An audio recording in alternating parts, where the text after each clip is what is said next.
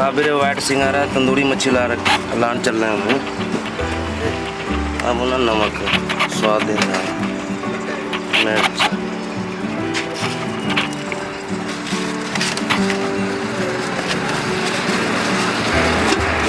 लाल मिर्च paste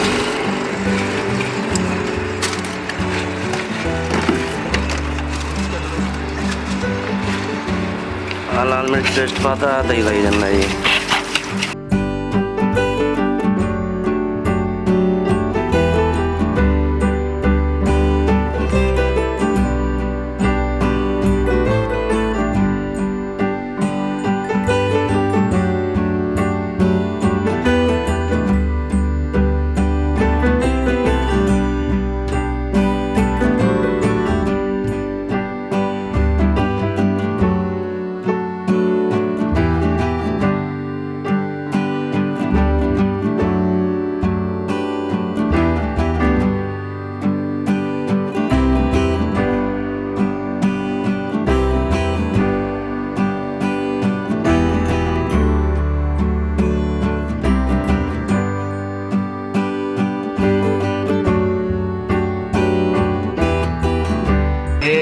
white सिंगारा मच्छी तंदूरी तैयार करी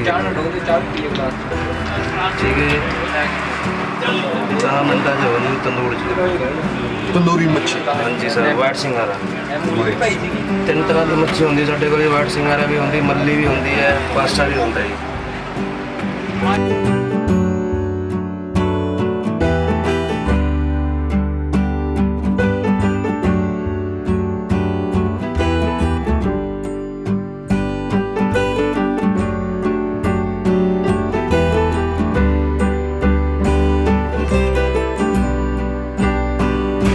जी उस्ताद जी तंदूर से चल रहे हैं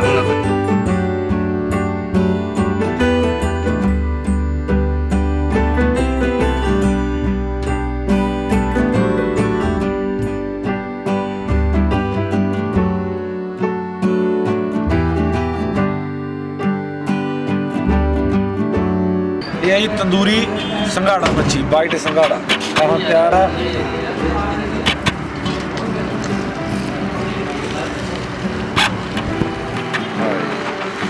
ये तंदूरी वाइट संघाड़ा ये हम तैयार हो गई हम प्लेट च लगन लिए तैयार है जी। आज फिर दिखाइए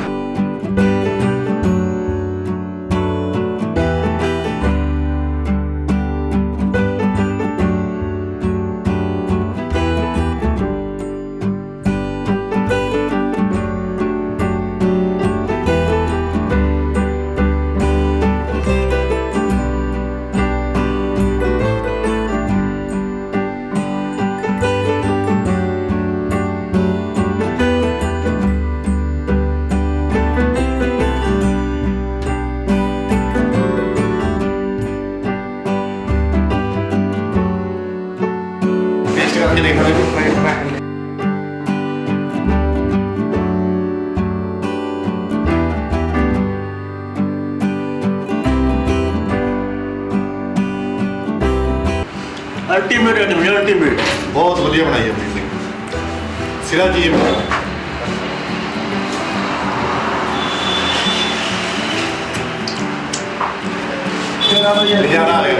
वधिया बनाई है तेजी भी बहुत तेजी जो साडी सेवा कर रहा है वधिया चीज दे रहा गुड कीप इट अप।